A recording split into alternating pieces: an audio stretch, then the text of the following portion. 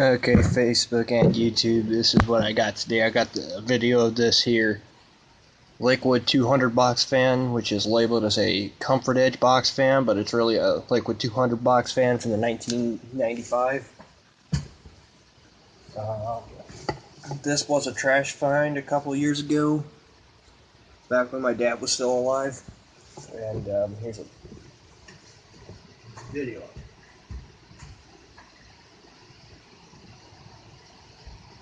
It's got one of the last McMillan motors ever put into a box fan in it. And it's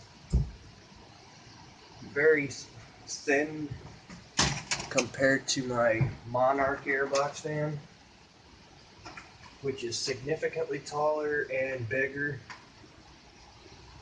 Much different fan, metal blades.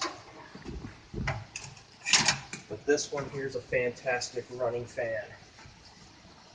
It's my backup fan when the Monarch Air has something wrong with it. This is the one I use. Here's high.